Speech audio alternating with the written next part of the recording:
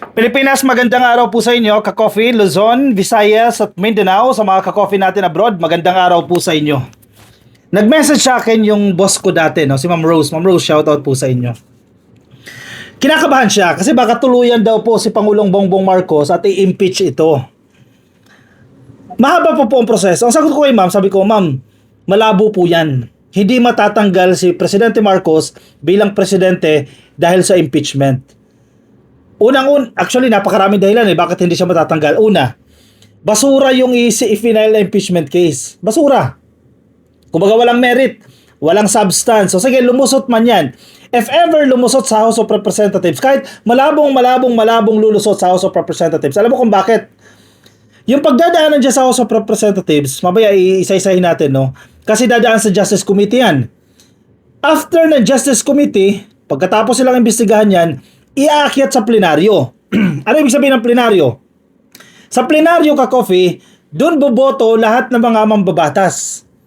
Lahat ng mambabatas sa House of Representatives. Wala pang Senado, ha? Sa HOR muna. At kinakailangan makakuha ng 1/3 votes. Malabo pong mangyari.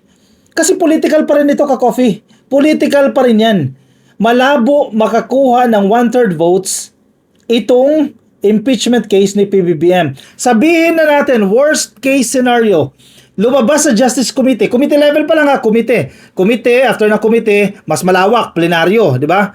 Sabihin na natin, lumusot sa committee. Pero malabo pa rin lumusot sa committee kasi wala nga substance eh. Sige, let's assume.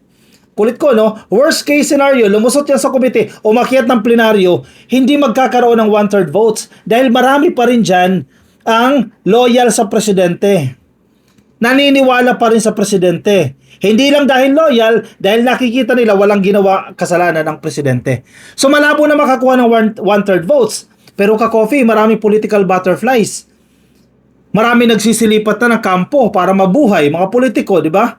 Regardless, may lumipat man dyan, 10, 15. Sa madaling sabi, madadagdagan po yung bilang ng mga DDS representatives. Mga DDS, mga kakampi ni Sara, no? O makabayan, sama na natin yung makabayan. Madagdagan man sila ng 10 o 15, hindi pa rin nila maabot yung 1/3 votes. 200 plus yan, ka-coffee. 200 plus. Hindi nga abot ng 50. Kahit makakuha pa sila ng 50 boto, hindi enough yan para ma-impeach si presidente. Once na ma-impeach siya dyan, worst case scenario again, ma-impeach siya dyan sa House of Representatives. Aakyat ng Senado yan. Aakyat ng Senado, di ba? Pag umakyat na sa Senado, magkakaroon ng hearing. Worst case scenario again. Natalo si presidente. Magbobotohan mga mambabatas dyan. Marami pa rin po. Marami pa rin. More than 8 pa rin. More than 1/3 pa rin. Ang supporters ng presidente dyan sa Senado. Kasi 8 votes lang naman kailangan mo dyan eh. Sa madaling sabi, kahit umakyat pa yan mula sa committee level, ang daming level committee level, plenaryo, hearing sa Senado, magbotohan dyan sa Senado, hindi pa rin po makakakuha ng enough number para matanggal si Presidente Marcos. So I assure you, 100 million %, ang dami niya no, 1 billion %, hindi matatanggal si Presidente Marcos dahil sa impeachment. Ka-coffee ngayong taon yan. Kasi may 1-year rule ban. So nagsimula na yan. Dahil consolidated na po yan. Nasa House Committee na po yung impeachment case. 1-year rule ban o next year. Baka naman next year, ka-coffee. Umepal na naman si Chavit Singson at mag-file na naman ang kaso next year. Ka-coffee, baka naman. Kasi patapos na yung kanyang termino. Malabo na yan, ka-coffee. More than 1 year na lang matitira ang presidente. Mag-e-effort pa sila i-impeach ang presidente. Again, anong grounds na naman? Memang grounds na naman. Hindi po yan mangyayari. I assure you, 100%, hindi ma-i-impeach o hindi matatanggal ang presidente dahil po sa impeachment trial. Impeachment trial may decision po o makukonvict. That's the term. Kasi sa House of Representative level pa lang, pwede ka nang ma-impeach eh. Ang tawag na natin dyan, technically, impeach ka na. Kagaya ng nangyari kay Sara, di ba? Technically, impeach na siya sa House of Representatives. Kapag inakyat sa Senado, nagkaroon ng hearing, ang term na natin dyan, convicted. Na-convict siya. Di ba? Na-convict na sa Senado, ibig sabihin nagbotohan na at nakikita nila na may grounds nga na dapat ma-convict ang isang impeachable position. Hindi lahat ng opisyal ng gobyerno ay impeachable. Sino-sino po yung mga impeachable? Presidente, Vice Presidente, yung Supreme Court Chief Justice, at yung Associate Justices, yung mga nasa Constitutional Commissions. Ano-ano yung Constitutional Commissions na yan? Commission on Elections, Commission on Audit, and Civil Service Commission. Yung tatlo na yan, mga Constitutional Commission. Sila po yung mga impeachable positions. In short, mahaba po yung pagdadaanan ng proseso bago sila matanggal sa pwesto. Ka-coffee, paano matatanggal si Presidente? May iba pa silang paraan. Ipakulam nila, sabi nga nila, ipakulam na natin yan para matanggal. Lahat kasi gagawin nila para matanggal ang Presidente. Ipakulam natin yan, magkasakit, incapable na siya na maglingkod bilang Presidente, yan, pwede nilang matanggal. O wag naman sana, na binawian ng buhay, yan, pwede nilang matanggal yan.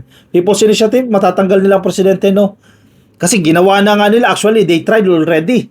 Yung ginawa nila dyan sa Luneta, yung ginawa nila dyan sa EDSA, nagkilos protesta sila dyan, napakarami din. Ilan sila? 500,000? O 300,000? Bloated lang.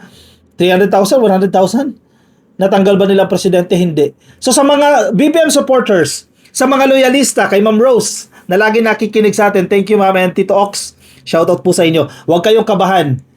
Dahil kakampi ng Diyos, si PBBM, hindi siya hayaan na matanggal dyan. Kasi biruin mo ba naman? Sige, kahit ikaw DDS na nakikinig ngayon, biruin mo ha, tatanggalin mo si Marcos. Tanggalin mo si Presidente. Ipapalit mo si Sara. Tamad. Walang ginagawa. Walang accomplishment. Nananakit ng ordinaryong tao. Kayang pagbantaan ng Presidente, ang First Lady, at ang dating Speaker, si Martin Romualdez, na tsutsugin nila. Yun ang ipapalit mo. Malinaw na malinaw, kaya maging yung mga pink at mga dilaw. Dati galit yan sa Marcos eh. Yung mga pink, mga supporters ni Robredo, yung mga liberal, galit yan kay PBBM. Noon, campaign period siguro. Ngayon, yung iba nagbago na, yung iba galit pa rin.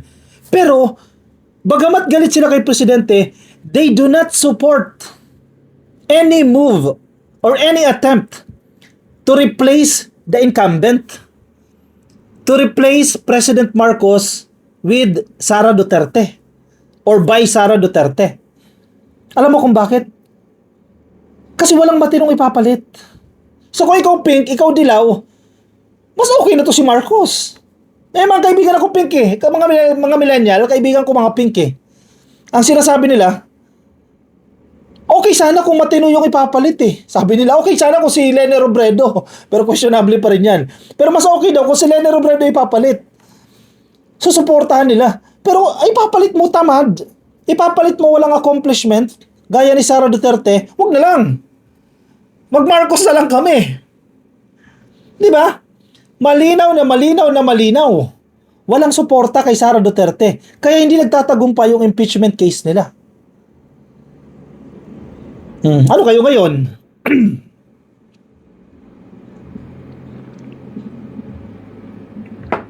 Maghintay kasi kayo. Yun eh. 2028, may makinarya kayo. Kung hindi ma-impeach si Sara, di ba? Maghintay kayo, patakbuhin nyo si Sara. Kung iboto siya ng taong bayan, then be it. Siya ang presidente. Kung hindi siya ma-impeach. Anyway, pag-usapan natin itong proseso ng impeachment. In fairness, sa Chairperson and Justice Committee sa House of Representatives, magaling magpaliwanag. Importante ito. Naiintindihan ng taong bayan kung ano yung proseso na pagdadaanan ng impeachment. Ipinapaliwanag ni Jervil Luistro, Representative Jervil Luistro, ni Kong Jinky, ang mga proseso na pagdadaanan ng impeachment case. Regardless kung si Marcos yan, regardless kung si Sara Duterte yan, o kung sino man yung mga impeachable positions, ito po yung process para naiintindihan ng ordinaryong tao, ng taong bayan. Kasi hindi basta-basta yung impeachment na yan. Gaya ng pinapalabas ng grupo nila Chavit Singson, na akala mo, yung impeachment case, Shopee delivery lang. Na ihahatid lang nila. Ihatid lang nila basta. Sa House of Representatives, ayun na yun. Anyway, pakinggan natin ito.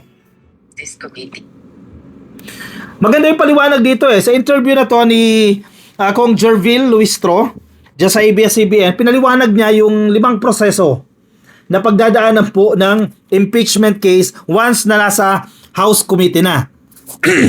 Sige, explain natin. Excuse me. Halimbawa, for example, no, itong grupo ng Makabayan at itong Attorney De Jesus, yung nag-file ng impeachment case, dalawa yan, di ba? Pag dumating na po ng House Committee yan, kino-consolidate yan as one, pinag-iisa. Okay, ibig sabihin ngayon may existing na impeachment case na nasa House Committee. Therefore, nagsisimula na po yung bilang ng 1-year rule ban. May sinasabi si Kong Jinky Luistro dyan na may Francisco ruling ang Korte Suprema. Ladbar case, no? Ibig sabihin, wala nang pwedeng magsampa pa. Kaya hindi na makakahabol si Chavit Singson. Okay, paano nangyari dyan? Flashback tayo. Yung grupo nito Makabayan, nag-file sila ng impeachment case sa Secretary General. Diba? Secretary General ng House of Representatives. Si Secretary General, ipinorward yan, ipinasa yan sa Speaker's Office. Office of the Speaker. Yung Office of the Speaker, nilagay yan sa plenaryo. Pag sinabi natin plenaryo, lahat ng mambabatas present dyan.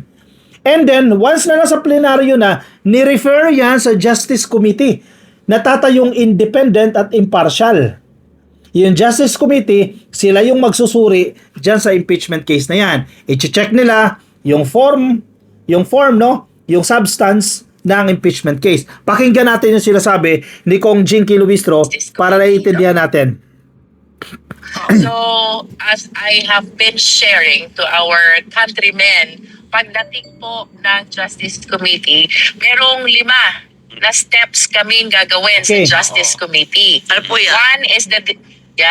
One is the determination of sufficiency in form. Mhm. Second is the determination of sufficiency in substance. Okay. Third, kapag kompleto na ang pleadings, including affidavits and counter affidavits, we shall determine if there's sufficient basis for impeachment. Mhm. Fourth, we will be proceeding to hearing proper. The complainant, the witnesses, and the respondent will be invited.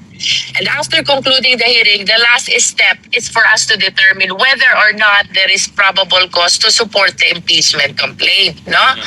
Ano man ang decision ng Justice Committee, palagi itong pinagbobotohan. And that includes the committee report that we will be submitting to the plenary. Opo. At itong committee report na ito, subject sa approval ng plenary, which pertains to all the members of the House by at least 1/3 votes. Ang laman nito ay kung may probable cause o wala. No? Pag ang inapprove ng plenary is a committee report which says may probable cause, it warrants transmittal of the impeachment complaint to the Senate. Otherwise, if the content of the committee report walang probable cause at inapprove siya ng plenary, that would be equivalent to the dismissal of the impeachment complaint. Okay. Di ba? Dismissal of the impeachment complaint. Wait lang, Kong. Stop muna, Kong. Pawat. Galing magpaliwanag ni Congressman no? Congresswoman Jinky Luistro. Sa madaling sabi, Ka-Coffee, yung House Committee, tatayong mga investigador dyan. Di ba? Iimbestigahan nila. Una, i-check nila. Yung final ba ng impeachment? Wait lang. Alinsunod ba yan doon sa guidelines ng konstitusyon? Ang sinasabi ng konstitusyon, ito lang yung mga grounds na dapat ma-impeach ang isang impeachable official. Pasok ba yung grounds na yan, yung i-final? Check nila yan. Susuriin nila. Yung sinasabi ni Kong Jinky, yung form and substance. May mga ebidensya ba? Sapat kaya itong mga ebidensya? And then, may mga affidavits. Sino yung nag-file? Ano yung mga affidavits nila? May mga testigo ba yan? Ano yung affidavits nila? As well as yung respondents, kukunan din ng kanyang pahayag. Parang investigador talaga. Typical na investigador. So, anong output ng House Committee? Isang committee report. Okay? Doon sa committee report, nakalagay doon, na-determine ba nila na mukhang ginawa talaga ni Marcos, mukhang ginawa talaga ni Sara itong kasalanan na to. Magde-determine ng probable cause.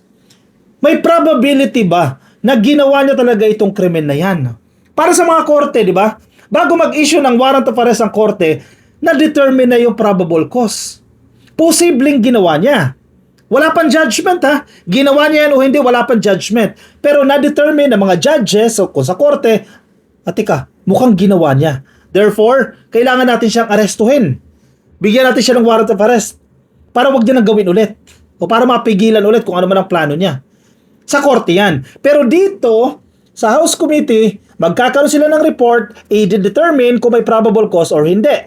Yung committee report na yan, halimbawa, na-determine ng opisina nila kung Jinky, ng committee, mukhang may probable cause, totoong ginawa ni Marcos yan, or totoong ginawa ni Sara yan. Dadalhin yan sa plenaryo.